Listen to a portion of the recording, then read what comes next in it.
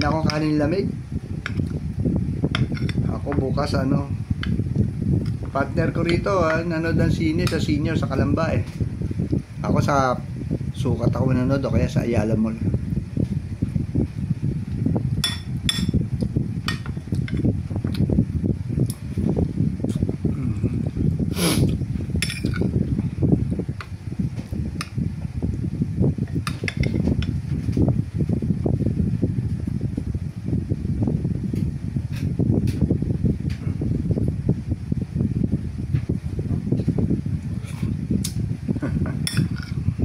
Marcoleta kumuha pa ng press conference eh. Kaya tinitira si Soto eh kasi nawala siya sa majority ba yun? Sa majority floor leader. Kasi bias siya magtanong eh. Ngayon para naman si Marcoleta nag-aabogado sa Diskaya. Gumagawa ng dahilan para si Soto.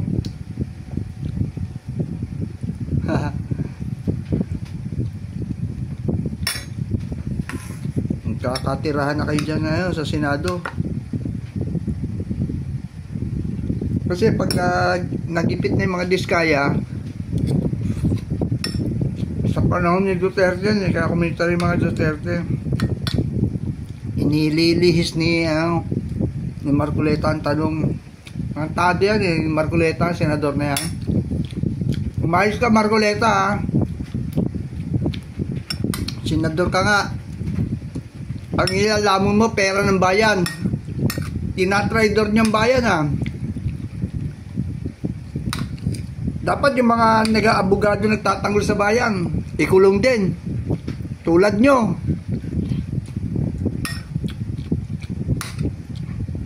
Tantado ka.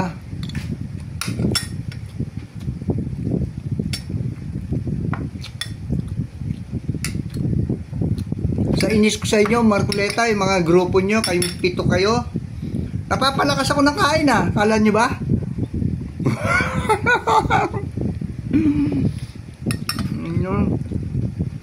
Sana kayong ginawang matino, kundi pa ikot-ikuti ng batas. Imbestiga, kasuhan na kagad. Alam nang yun tatanong-tanong pa.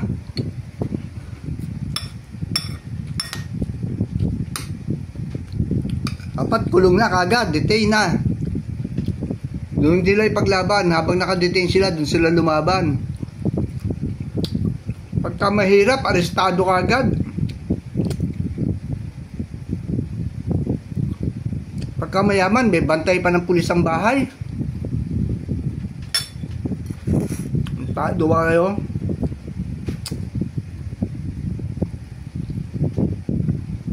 Tarantado ba kayo? Talagang tarantado kayo.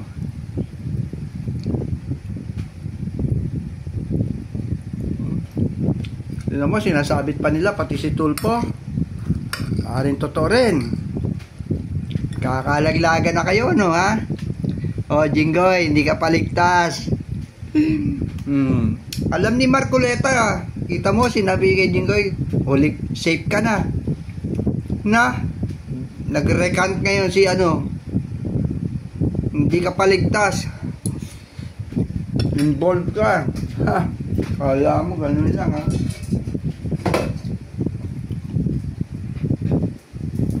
Galit-galitan ka pa Galit-galitan ka pa. Tapang-tapangan Ano sabi ni Robby Tarosa? Bakla. Macho dating mo, bakla ka pala. Ayun mo. Team manager ka pa ng basketball team ng San Juan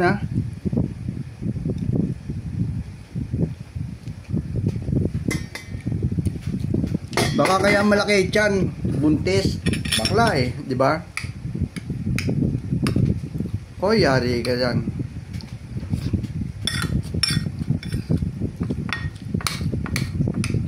Yari si Robby Tarosa, baka kanyan payari kanyan, salbayan. Walang kinikilala yan. Ano sabi ni ano? Ni Mayor Zamora, Francis Zamora? Hindi na sa inyo ang San Juan. Talo ka pala nakaraan. Tapos itong huli, talo ka pa rin. Number 13 ka.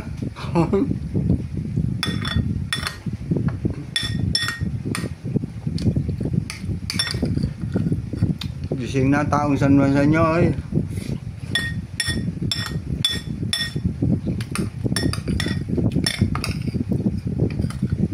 Swerte nga kayo, hindi kayo pinupupog ng kinukuyog ng taong bayan, no?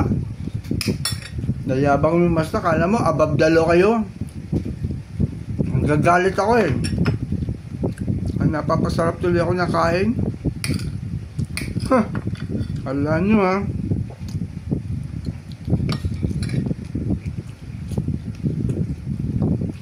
Ito, partner ko. Chicken.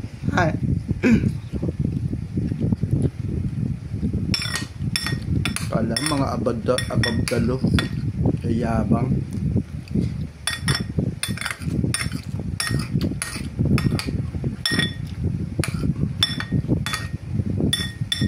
Buti nga yung kudeta no, napatalsik ang tatay mo, hindi kayo kinuyog ng taong bayan.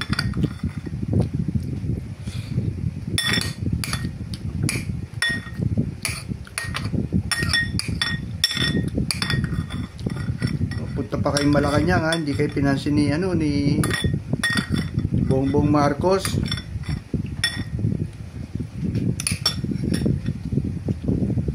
Papayaman lang kayo sa pera ng bayan, pinapakain nyo sa pamilya nyo.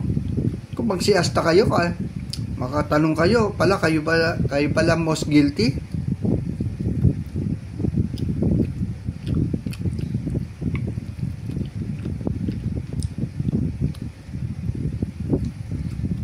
Marcoleta, alam ko sino rin eh. Congressman pala yung anak niya. Pareho niyan, parang piluka rin ang buhay. Binabara si Garin.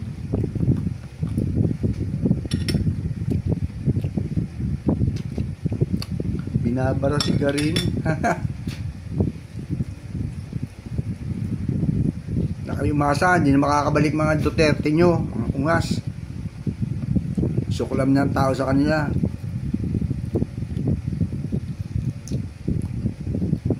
Ma-press release nyo para baliktad.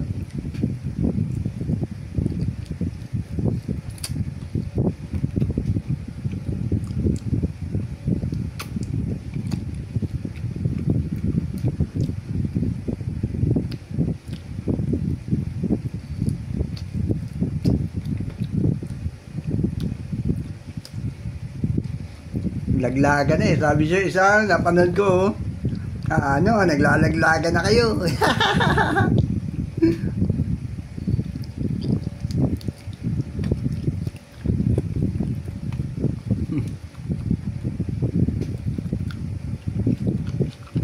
Nagamit pa ang Panginoon.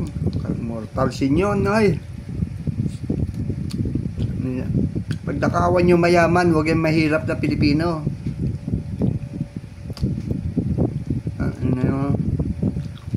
Darating na.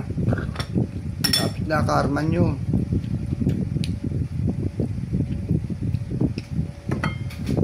Kala nyo lusot na kayo ha.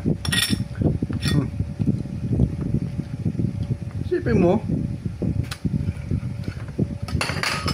bago ka makabili ng bigas eh, hirap na hirap ka. Para ka makakain ng matinong ulam, hirap ang buhay. Kayo po, napapasasa kayo. Kayo mga senador, dapat bawasan ang sweldo nyo at saka bawasan ng senador, congressman. Pati party list, dapat alisin na yan. Wala naman silbi yan eh. Pati ang SK, dapat tanggalin na yan. Ang pinapasweldo, ano training? Training para matutong kurakot. Tsaka dapat pag senador, lawyer. O kaya professional. College degree, may masteral, hindi yung sikat lang. Dito lapit na gawin yung senador. Tayo na. Pinsang bunga niya, galit dyan eh. Dahil swapang yan eh.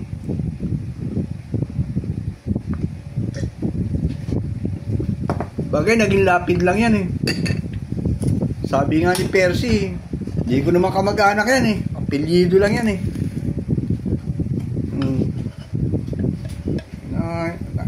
Kakabuisit na kayo.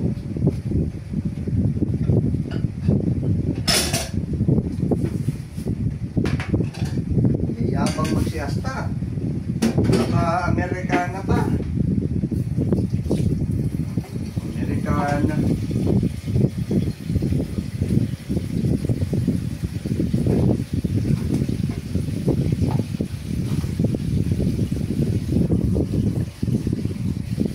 Puro kayo forma.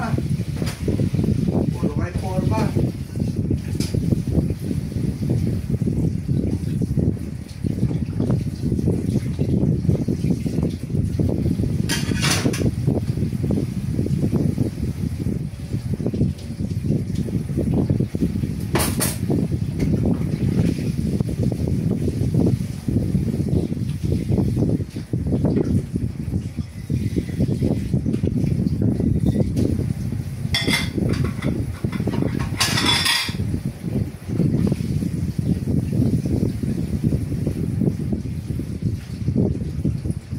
Forma, iyabang, akala mo kahit anong ganda ng suot mo, hindi ka naman gwapo eh.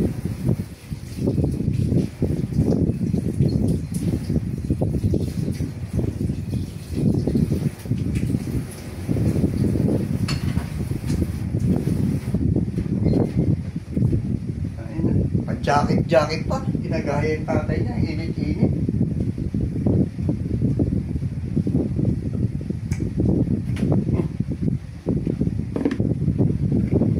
Ngayon, ha? O, kakain muna ako ng sapin-sapin, ha? Malagkit. Dikit ko to sa piluka mo, eh. Galit na ako sa'yo, ha? Kala mo.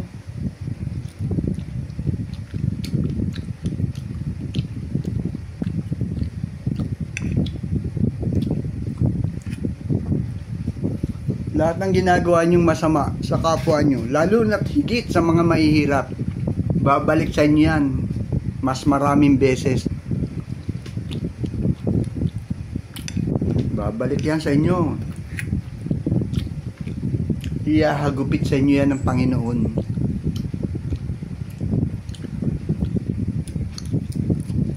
Kahit ano, may pa mga salita nito, kala mo preacher eh. Asan yung kaldero? Ilang milyon nun?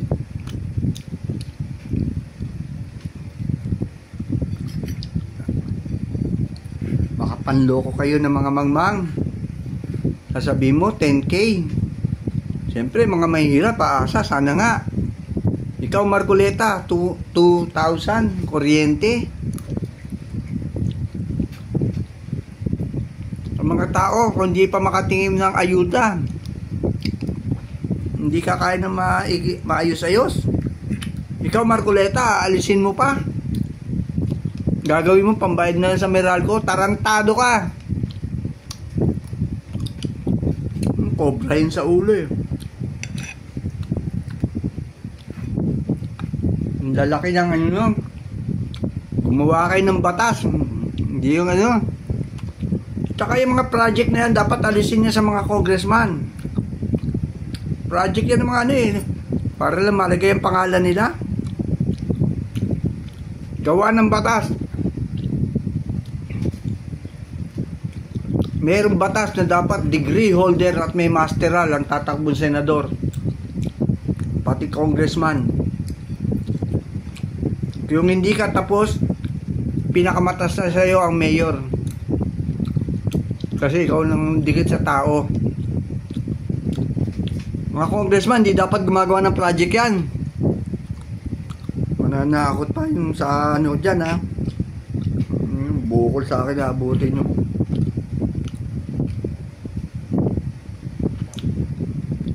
Simula ito, nagkaloko-loko eh. Pumasok itong tarantadong taga Davao. Buti nga nandun, mabulok na lang siya doon. Mabulok na lang siya doon. Yun naman, yung anak naman, Punta pa sa Peña Francia. Nagano pa, balabal pa ng sa santo yata yun. Demonyo ka rin. Pinagluloko mo, mangmang. Sa Kuwait, ang daming bodyguard, walang tao. Saan mo ginagawa eh? Ako, hindi ako bongbong. Pero sa nakikita ko, gumagawa si Bongbong ng paraan para umangat ang level ng pamumuhay ng Pilipino. Pinupuntahan niya yung mga lugar. Kung di pa siya nag-inspection sa baha ng Bulacan eh. Miski yan sa Malabon, tagal na ng baha dyan eh. Punta siguro, mag-grade 1 pa lang yung anak ko o kinder. Hanggang ngayon. Ninanakaw. Miski yan sila Tiangco, involved yan sa corruption dyan. Lahat na nakaupo dyan.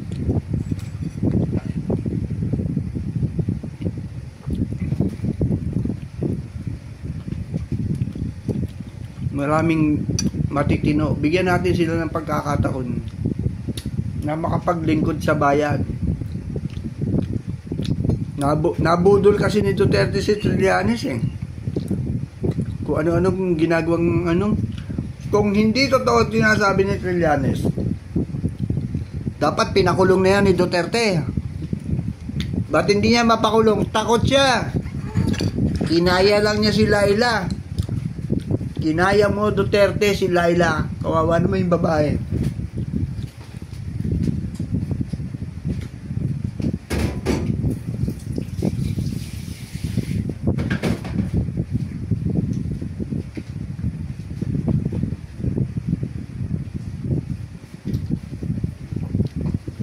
Kawawa naman si Laila.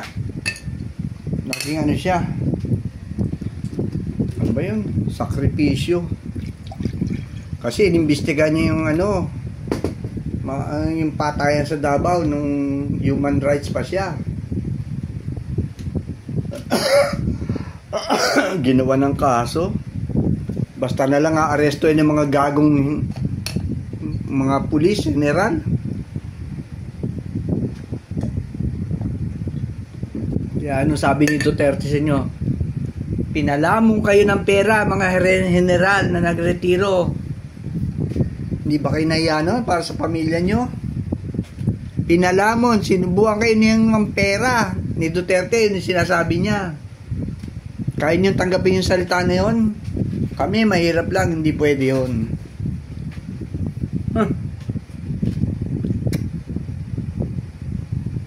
Hindi lang mabigyan ng pagkakataon eh. Sobrang sasama nyo. Pinakamasama kayong lahat. Lumipas na gobyerno. May natira pa, mga senador pa. Ikaw naman, Amy, imbis na paniga mo yung kapatid mo, gumagawa ng maganda, takot ka ba akala mo malakas pa si Sara? Wala nang ilalakas yan. Nagkakalasan na yung mga DDS, natatauhan na. Diyan ka pa. Baka pag malapit na eleksyon, lilipat ka. Makakuha ka lang ng bilang. Kapal din ang mukha mo. Kasing kapal ng haba ng baba mo. Bagay, hindi naman, sabi nga, hindi ka naman daw tunay na kapatid eh. Sabit ka lang. Una ka lang.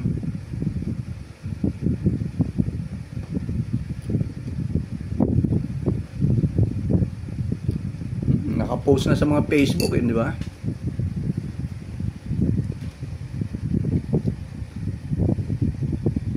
Si Escudero, involved din niya. Yung ginawa mo, bawal yun. Tumanggap ka ng pera para sa campaign fund mo. Bawal yun.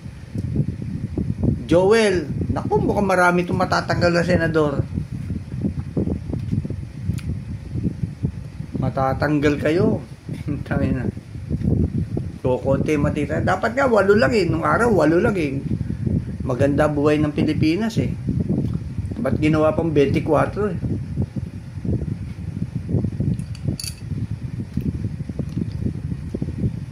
Ngayon, dito na lang ako. Bye-bye!